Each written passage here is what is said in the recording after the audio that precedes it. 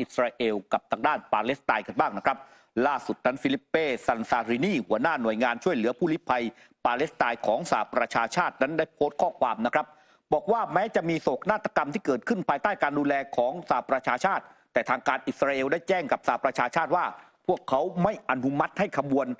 รถเนี่ยที่บรรทุกอาหารเนี่ยของสหประชาชาติเนี่ยเข้าไปทางตอนเหนือของฉนวนกาซาอีกต่อไปแล้วก็บอกว่านี่ถือเป็นเรื่องเลวร้ายและทำให้เห็นถึงเจตนาขัดขวางการช่วยเหลือในการช่วยชีวิตช่วงภาวะอดอยากซึ่งก็บอกว่าตอนนี้ความอดอยากเนี่ยมันกำลังเดินเร็วขึ้นอีกหลายคนอาจจะเสียชีวิตจากความหิวโหยและภาวะขาดน้ำข้อจำกัดเหล่านี้จะต้องถูกยกเลิกทันทีนะครับซึ่งในช่วงไม่กี่สัปดาห์ที่ผ่านมานั้นเนี่ยสหรัฐอเมริกาเองได้เริ่มส่งอาหารเนี่ยครับไปยังฉนวนกาซาทางตอนเหนือโดยทางอากาศด้วยการร่วมมือกับอียิปต์และจอร์แดนรวมถึงสหรัฐก็กำลังอยู่ในขั้นตอนการเตรียมท่าเรือในฉนวนกาซาที่จะอำนวยความสะดวกในการช่วยเหลือฉนวนกาซาทางทะเลอีกด้วยแต่นี่แหละครับขบวนรถที่จะบรรทุกอาหารเข้าไปนั้นตอนนี้กองทัพอิสราเอลไม่อนุญาตให้เข้านะฮะขณะที่เลขาธิการสหประชาชาติอันโตนิโอ กูเตเรสนะคะลงพื้นที่ตรงบริเวณจุดผ่านแดนราฟาฝั่งอียิปต์แล้วก็มีการเรียกร้องให้ยุติสงครามที่เกิดขึ้นในฉนวนกาซาอย่างถาวรขอให้ทางการอิสราเอลเนี่ยเปิดทางให้มีการส่งมอบแล้วก็กระจายความช่วยเหลือด้านมนุษยธรรมให้แก่ประชาชนในฉนวนกาซา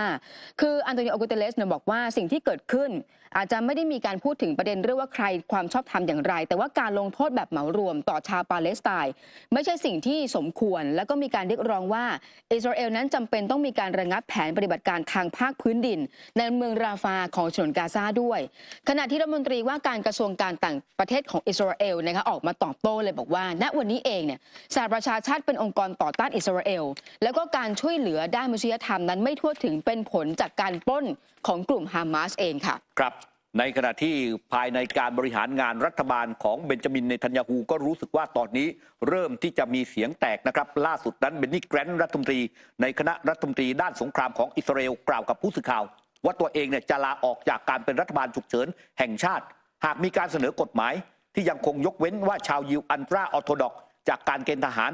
ก็บอกว่าประเทศนี้เนี่ยยอมรับไม่ได้สภาเนเซตหรือว่ารัฐสภาจะต้องไม่ลงคะแนนเสียงให้ตนและเพื่อนร่วมงานจะไม่เป็นสมาชิกของรัฐบาลฉุกเฉินอีกต่อไปหากกฎหมายดังกล่าวผ่านสภาเนเซตโดยกฎหมายเกณฑ์ทหารที่รัฐบาลร่างขึ้นนี้ถือเป็นความล้มเหลวทางศีลธรรมอย่างร้ายแรงซึ่งจะสร้างความแตกแยกอย่างลึกซึ้งในพวกเราในช่วงเวลาที่เราต้องสู้กับศัตรูของเราทั้งนี้เนี่ยเบนนี่แกรนท์คืออดีตผู้บัญชาการทหารที่ได้รับการสนับสนุนจากนายกรัฐมนตรีเบนจามินเนทันยาฮูตามความสำรวจการคิดเห็นเมื่อเร็วๆนี้และได้เข้าร่วมรัฐบาลเอกภาพเพื่อช่วยจัดการสงครามกับกลุ่มฮามาสหลังการโจมตีเมื่อวันที่7ตุลาคม2566อย่างไรก็ดีพรรคของเบนนี่แกรนท์นั้นเพียงพรรคเดียวไม่สามารถโค่นรัฐบาลของเนทันยาฮูได้แต่รัฐมนตรีกระทรวงกลาโหมของอิสราเอลออกมาต่อต้านร่างกฎหมายนี้เช่นกันสำหรับร่างกฎหมายฉบับนี้ยังไม่ได้มีการเปิดเผยต่อสาธารณะแต่มีบางส่วนที่รั่วไหลไปยังสื่อของอิสราเอลคือกลุ่มชาวยิวอัลตราออร์โธดอกซ์มีอยู่ประมาณ 13% ของประชากรทั้งหมดของอิสราเอลโดยกลุ่มนี้เป็นพันธมิตรในรัฐบาลที่นำโดยเนทันยาฮูมาอย่างต่อเนื่องซึ่งกฎหมายดังกล่าวจะยังคงยืดเวลาการยกเว้นกลุ่มชาวยิวอัลตราออร์โธดอกซ์เนี่ยไม่ต้องไปเกณฑ์ทหารนะครับโดยทำกันมาหลาย10 ปีแล้วอย่างไรก็ดีเมื่อปี 2017 ศาลสูงได้มีคำตัดสินว่าการยกเว้นรับราชการทหารแบบครอบคลุมสำหรับนักศึกษาชาวยิวอัลตราออร์โธดอกซ์ถือเป็นการเลือกปฏิบัติและขัดต่อรัฐธรรมนูญทางรัฐจะต้องแก้ปัญหานี้แต่รัฐบาลของเนทันยาฮูนั้นยังคงเพิกเฉยนะฮะก็คือหมายความว่ามันจะมีคนกลุ่มหนึ่งที่นับถือศาสนาคริสต์เนี่ยนะครับซึ่งเป็นชาวยิวอัลตราออร์โธดอกซ์เนี่ยนะฮะคุณผู้ชมจะต้องไม่จะได้รับการยกเว้นไม่ต้องเกณฑ์ทหารซึ่งคนส่วนหนึ่งเนี่ยบอกเฮ้ยมันไม่ได้ทุกกลุ่มต้องไปเกณฑ์ทหารเหมือนกันหมดซึ่งเบนนี่แกรนท์บอกว่าตัวเองก็รับไม่ได้ถ้าหากสภาผ่านกฎหมายฉบับนี้ตัวเองนั้นก็จะลาออกจากรัฐมนตรีสงครามในทันทีครับอีกประเด็นเรื่องหนึ่งนะคะที่เกี่ยวข้องกับทางการอิสราเอลนะคะก็คือพื้นที่เวสต์แบงก์ปกติแล้วเนี่ยเรื่องของการยึดพื้นที่เวสต์แบงก์ของทางการอิสราเอลเนี่ยถือว่าผิดกฎหมายระหว่างประเทศแต่ว่าก็ยังเห็นว่าความเคลื่อนไหวของทางการอิสราเอลที่พยายามจะขยับเข้าไปขยายอาณานิคมในพื้นที่เวสต์แบงก์นั้นยังมีอย่างต่อเนื่องล่าสุดนี้นะคะพิชนาวซึ่งเป็น NGO ที่เขาจับตาการขยายนิคมชาวอิสราเอลในพื้นที่เวสต์แบงก์มีการระบุว่าณวันนี้อิสราเอลยึดที่ดินอีกทับตีเป็นไร่เนี่ยคือประมาณ 5,000 ไร่ในเขตเวสต์แบงก์ถือว่าเป็นการยึดที่ดินครั้งใหญ่ที่สุดนับตั้งแต่ที่มีข้อตกลงสันติภาพออสโลในปี 2536 ขณะที่รัฐมนตรีคลังอิสราเอลอย่างเบซาเลล สมอตริชมีการแย้งถึงประเด็นเรื่องนี้แล้วก็บอกว่าการประกาศให้ที่ดิน 5,000 ไร่เป็นที่ดินของรัฐมีความสำคัญทางยุทธศาสตร์แล้วก็รัฐบาลจะมีการสนับสนุนขบวนการขยายนิคมต่อไปรัฐมนตรีเบนจามิน เนทันยาฮูเคยประกาศก่อนหน้านี้นะคะในการก่อสร้างบ้านเรือนของผู้ตั้งถิ่นฐานใหม่กว่า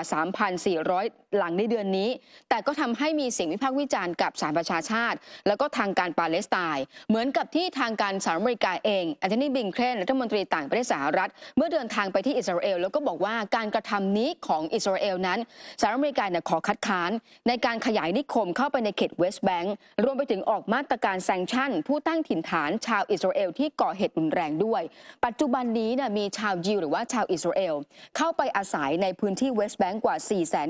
490,000 คนซึ่งอยู่ในพื้นที่เดียวกันกับชาวปาเลสไตน์ราวๆ 3 ล้านคนค่ะครับนี่แหละครับนี่คือสิ่งที่หลายฝ่ายนั้นก็มองว่าเป็นสาเหตุใหญ่สาเหตุหลักที่ทำให้กลุ่มฮามาสและก็ชาวปาเลสไตน์เขาไม่พอใจเพราะว่าพวกคุณนั้นยึดแผ่นดินของเขาไปเรื่อยๆพอยึดเสร็จก็ประกาศว่านี่เป็นของรัฐนี่เป็นของอิสราเอลนะฮะแล้วก็ดูครับคุณผู้ชมตอนนี้มีชาวอิสราเอลนั้นไปอาศัยอยู่ในเวสต์แบงก์กว่า 400,000 คนนะฮะในขณะที่ล่าสุดนั้นครับคุณผู้ชมครับกองทัพอิสราเอลออกแถลงการว่าพวกเขาปฏิบัติการทหารเป็นเวลา 4 วันตั้งแต่ 18 มีนาคมที่ผ่านมาที่โรงพยาบาลอัลชีฟาซึ่งเป็นโรงพยาบาลขนาดใหญ่ที่สุดและตั้งอยู่ทางตอนเหนือของฉนวนกาซานำไปสู่การสังหารสมาชิกกลุ่มก่อการร้ายมากกว่า170 คนและมีการจับกลุ่มผู้ต้องสงสัยมากกว่า 800 คนมาสอบปากคำทั้งนี้อิสราเอลยังคงยืนยันว่ากลุ่มฮามาสใช้โรงพยาบาลอัลชีฟาและสถานพยาบาลอีกหลายแห่งครับในฉนวนกาซาเป็นการปฏิบัติการทางทหารและพบเบาะแสของการซุกซ่อนตัวประกันอย่างไรก็ตามกลุ่มฮามาสยืนกรานปฏิเสธและกล่าวว่าผู้เสียชีวิตจากปฏิบัติการของอิสราเอลที่โรงพยาบาลอัลชีฟานั้นไม่ใช่สมาชิกของกลุ่มฮามาสแต่เป็นผู้ป่วยบุคลากรทางการแพทย์แล้วก็ประชาชนทั่วไปครับ